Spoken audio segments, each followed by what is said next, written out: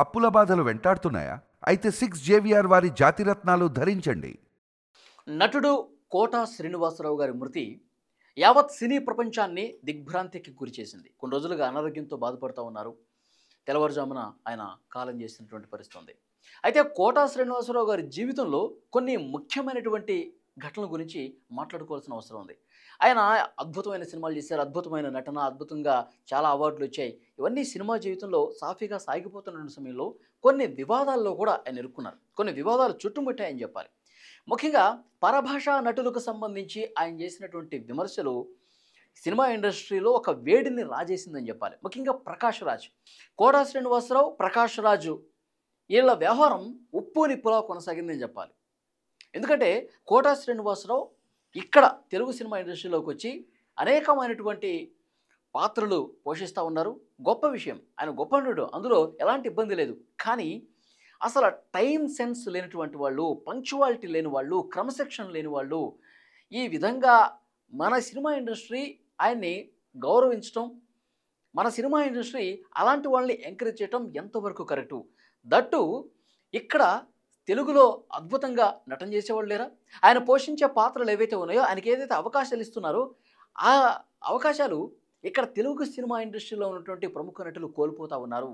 పరభాషా నటుల్ని మీరు తెచ్చుకుంటున్నారు, కాదంటలేదు. కానీ అన్ని పాత్రలకి కూడా వాళ్ళనే పెట్టుకుంటూ తెలుగులో ఉన్నటువంటి నటులకు అన్యాయం జరుగుతోంది. ఇది చాలా కీలకమైనటువంటి పాయింట్గా ఆయన లేవనెత్తారు. దీని మీద ఆయన కొంత ఆందోళన కార్యక్రమాలు కూడా చేశారు. 94 ఆ టైంలోనే పరభాషా నటులకు సంబంధించి క్రమశిక్షణ లేని వాళ్ళని ఇక్కడ ఇండస్ట్రీలో ఎంకరేజ్ చేయడం విషయానికి సంబంధించి 4 రోజులు దీక్ష కూడా చేశారు ఆయన. ఇంకొక ముఖ్యమైన విషయం, మూవీ ఆర్టిస్ట్ అసోసియేషన్ ఎన్నికల సమయంలో ఈ వివాదం ఇంకా పెరిగిందని చెప్పాలి. ఎందుకంటే ప్రకాష్ రాజు ఒక ప్యానెల్కి ఆయన అధ్యక్ష బరిలో నిలిచినటువంటి పరిస్థితి, ఇంకొక ప్యానెల్కి మంచు విష్ణు నిలబడ్డారు. అయితే ప్రకాష్ రాజు ప్యానెల్కి మెగాస్టార్ చిరంజీవి, నాగబాబు వీళ్ళ సపోర్టు ఉంది అని చర్చ జరిగింది. ఇటు మోహన్ బాబు ఎలాగో ఉన్నారు, మంచు విష్ణుకి అదొక వర్గంగా ఉంది. ఈ సమయంలో విమర్శలు, తీవ్ర ప్రతి విమర్శలు జరిగినటువంటి సందర్భం. ముఖ్యంగా కోట శ్రీనివాసరావు గారిని ఉద్దేశించి నాగబాబు గారు చేసిన కామెంటు.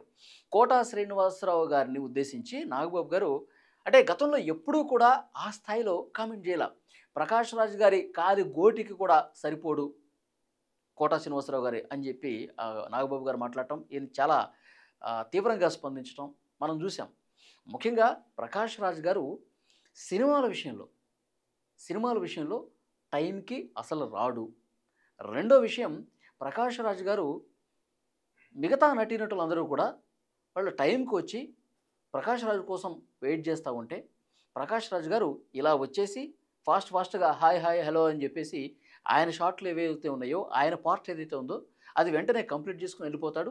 మిగతా ఆర్టిస్టులందరూ కూడా అది సీనియర్లు కావచ్చు, ఎవరైనా సరే ప్రకాష్ రాజ్ కోసం పడిగాపులు కాసి ఆయన వెళ్ళిపోయిన తర్వాత వాళ్ళ పార్ట్స్ షూటింగ్ చేసేవాళ్ళంట. ఇది ఎంత ఇబ్బందికరమైనటువంటి పరిస్థితి.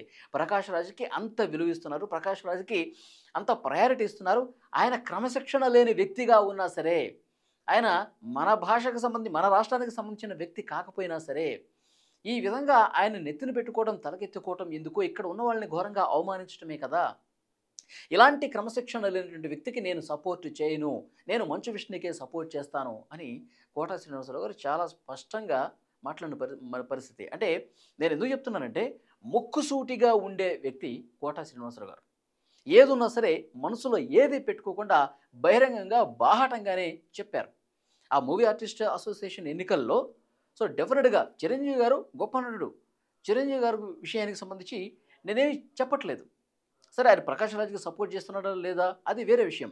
కానీ నాగబాబు గారు ఇంత తీవ్రంగా నన్ను అవమానించడం, ఇంత తీవ్ర పదజాలం నా మీద ప్రయోగించడం ఎంతవరకు కరెక్టు? చిరంజీవి గారు, పవన్ కళ్యాణ్ గారు లేకపోతే అసలు నాగబాబు ఏంటి అని కూడా కోట శ్రీనివాసరావు గారు క్వశ్చన్ చేసిన పరిస్థితి. సో డెఫినెట్గా ఇలాంటి వివాదాలు ఆయనకి ఉన్నటువంటి పరిస్థితి ఉంది. కానీ అవన్నీ కూడా టీ కప్పులో తుఫాన్ లాంటివి అండి. అంటే కోట శ్రీనివాసరావు గారు తనకి ఏది అనిపిస్తే అది మాట్లాడతాడు. ఏది ఇబ్బందికరం పరిస్థితి వస్తే దాన్ని ఎలాంటి భేషజాలు లేకుండా ఉన్నది ఉన్నట్టుగా కుండబద్దలు కొట్టినట్టు ముక్కుసూటిగా వ్యవహరిస్తాడు అనడానికి ఈ ఎగ్జాంపుల్ నేను మీకు చెప్పాను. సో చాలా గొప్ప నటుడు కోట శ్రీనివాసరావు గారు, అందులో అసలు ఎలాంటి సందేహం లేదు.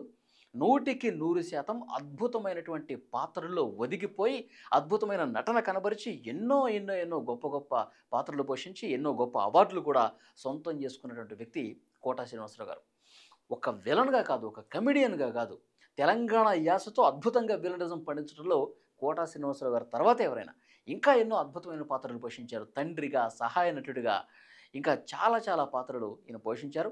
ఇప్పటికీ పాత తెలుగు సినిమాలు చూస్తే మొన్నటి వరకు కూడా తెలుగు సినిమాలు చూస్తే ఆయన నటన ఏ పాటిదనేది కూడా చాలా స్పష్టంగా అంటే గంభీరంగా నటించడం కావచ్చు, కామెడీ పండించడం కావచ్చు, తర్వాత హీరోలకి సపోర్ట్గా పోషించిన పాత్రలు కావచ్చు, ఇవన్నీ కూడా చాలా అద్భుతాలు చేశారు సినిమా ఇండస్ట్రీలో. ఎస్వి రంగారావు గారి తర్వాత అలాంటి ఒక గొప్ప నటుడు తెలుగులో కోటా శ్రీనివాసరావు గారు. సో డెఫినెట్గా ఆయన ఈరోజు చనిపోయారు అనే వార్త తెలిసిన వెంటనే యావత్ సినీ ప్రపంచం అంతా కూడా షాక్కు గురైపోయినటువంటి పరిస్థితి. రాజకీయాలకు అతీతంగా కోటా శ్రీనివాసరావు గారు భారతీయ జనతా పార్టీలో ఒక దఫా ఎమ్మెల్యేగా కూడా పనిచేశారు. భారతీయ జనతా పార్టీ ఉన్నటువంటి ప్రస్తుత కీలక నాయకులు కూడా కోటా శ్రీనివాసరావు గారి ఇంటికి చేరుకుంటున్నారు. వారు భౌతికాయాన్ని దర్శించి నివాళులు అర్పిస్తూ ఉన్నారు. కుటుంబానికి సంతాపం తెలియజేస్తూ ఉన్నారు. ఒక శకం ముగిసిందని చెప్పాలి. ఒక అద్భుతమైనటువంటి నటన కౌశలం అనేది ఈరోజు మన నుంచి దూరం అయిపోయింది. వారి ఆత్మకి శాంతి కలగాలని కోరుకుందాం.